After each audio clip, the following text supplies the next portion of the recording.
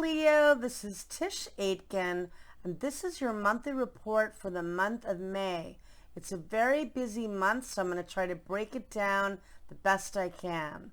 To begin with, at the end of April, Pluto, which is the planet of death and regeneration, stationed retrograde on April 27th at 26 degrees and 48 minutes of the cardinal Earth sign of Capricorn. And for you, this took place in your house of work and routine and health. Maybe you're reassessing your health habits.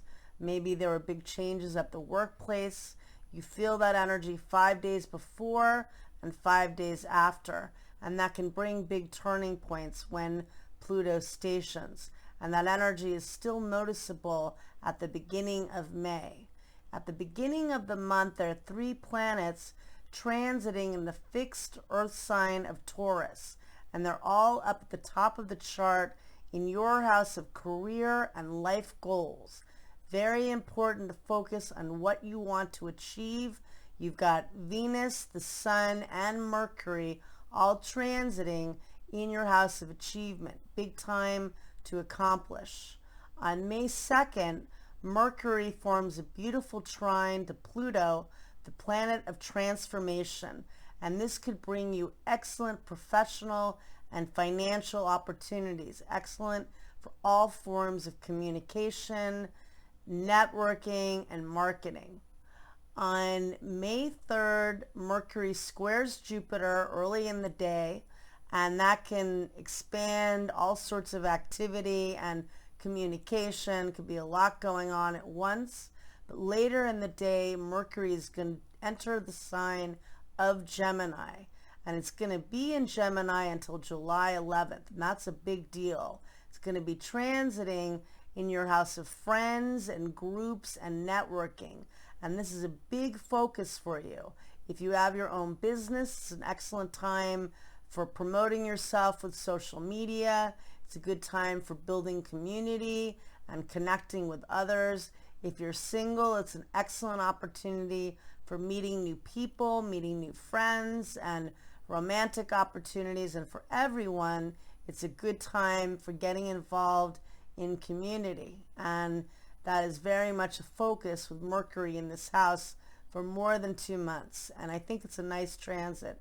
And it's going to retrograde at the end of the month, but this allows you a time to reassess how you can connect more with others, if you've been feeling alienated, how you can form community, or maybe you need to rethink how you market yourself with social media, and this is a good time to do so.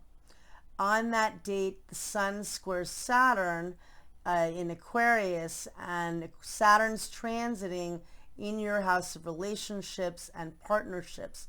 Maybe there's a little bit of strife at work or with professional opportunities, but the big focus, I think, is Mercury in Gemini for a couple of months, and it's in its dignity in Gemini as it rules the sign of Gemini. On May 8th, we have Venus entering the sign of Gemini, where it'll be until June 2nd. Now you've got Venus and Mercury transiting in your house of community and friends. Again, if you're single, great opportunity for meeting other people, great for everyone for networking in all different forums. On May 11th, there is a new moon that takes place at 3 p.m. Eastern Daylight Time at 21 degrees and 18 minutes of the fixed Earth sign of Taurus. And this new moon falls in your house of career and life goals. Very powerful new moon. This new moon makes a beautiful trine to Pluto, and Pluto's transiting in your house of work. Again, excellent for professional opportunities, initiating new beginnings. The new moon is a time to initiate new things. And this is a very manifesting new moon because the moon is exalted in Taurus, and the moon trining Pluto is lovely. On the day of the new moon, Mars squares Chiron, the wounded healer. And that could bring wounds around identity, but Mars is also sextiling Uranus in Taurus, and that could bring very innovative opportunities for you for professional opportunities. So I think it's going to be a really good new moon nonetheless. On the 12th of May, Mercury forms a trine to Saturn, and that's excellent for professional communication, networking with other people, partnering with others, good for sales. And also on that date, the Sun in Taurus forms a beautiful sextile to Neptune in Pisces, and that's very imaginative and creative, and that's good energy to work with as well. On the 13th of May, it's a big deal because Jupiter changes signs and exits the sign of Aquarius and enters the sign of Pisces, where it'll be until July 29th. I've never seen Jupiter transit an entire sign and enter another sign for a few months and then retrograde back to the previous sign. But in this case, it will. Jupiter rules Pisces in ancient astrology. And for you, it's going to be transiting in your house of money and income and, well, joint resources and investments, but it is money. It's also the house of healing and transformation. And it is beautiful in Pisces. It's very creative. Jupiter rules Pisces. It's very compassionate, and it's excellent for doing healing work around anything that is blocked in your psyche, things that you haven't been able to release. It's been a very, very painful time, and Jupiter in Pisces is very much around compassion and empathy. So I think that's going to be a very nice transit, and it's going to help to bring healing, and it also could bring great financial opportunities for you as well. On the the 17th of May, the Sun is going to trine Pluto, and that's a good day for getting things done and feeling empowered. On the 18th of May, Venus is going to form a sextile to Chiron, the wounded healer. And this is a good opportunity for connecting with others, for good for healing wounds around love and any issues with friendships you may have. On the 19th of May, Venus trines Saturn, and that's good for commitment. Maybe you're dating somebody and you bring it to another level. On the 20th of May, the Sun enters the sign of Gemini, and it'll be transiting in your house of friends and groups. Now, a lot of focus on networking and socializing and connecting with others in every way possible. And the Sun will be there until June 20th when we have the summer solstice. On May 21st, we have Mercury squaring Jupiter, and that's going to be a lot of communication and a lot going on. Now Jupiter is in the sign of Pisces rather than the sign of Aquarius, but very good for manifesting work. On the following day, on May 22nd, Mercury squares Neptune.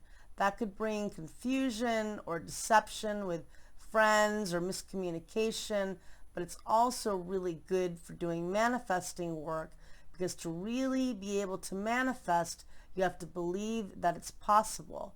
And Neptune rules the imagination, so that will be helpful for that kind of work, doing manifesting work on your own perhaps. On the 23rd of May, Saturn stations retrograde at 13 degrees of the fixed air sign of Aquarius, and it retrogrades in your house of relationships and partnerships. You feel that energy 5 days before and 5 days after, and that can be, again, some challenges. Saturn represents restrictions and karmic lessons. That is a big focus for you the next couple of years. Saturn's going to be occupying your house of relationships until March 7th of 2023. Now we have two planets stationing retrograde.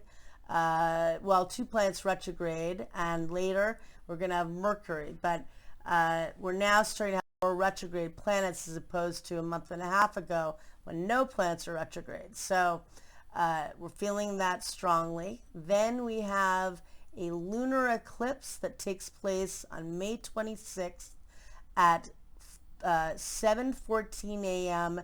Eastern Daylight Time at 5 degrees and 26 minutes of the mutable fire sign of Sagittarius. And this falls in your house of romance and creativity and self-expression. Maybe you've been working on some creative project and it comes to completion.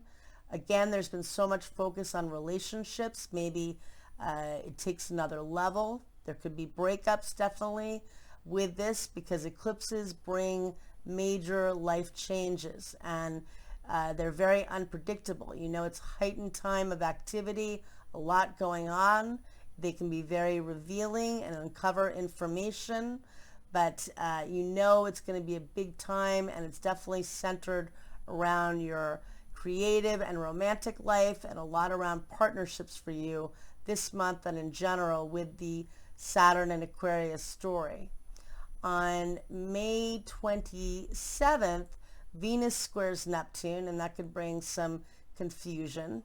And then on May 29th, Mercury stations retrograde at 24 degrees and 41 minutes of the mutable air sign of Gemini. And it'll be retrograde until June 22nd in your house of friends and groups. So you can expect a lot of people resurfacing in your life from the past. And also there could be miscommunication with friends. But in Gemini, there's so many different directions it can take that maybe, hopefully, there's solutions. Mercury does love being in Gemini, and this is an excellent time for immersing yourself more in metaphysics, as that is a house of metaphysics as well. And on the 31st of May, Mars trines Neptune, and that's a very magical and manifesting energy. It's going to be a very intense month. We have 2 planets retrograding, we have Jupiter changing signs, and we have a lunar eclipse. So it'll be a big month, and I wish you a lot of luck, Leo. Thank you.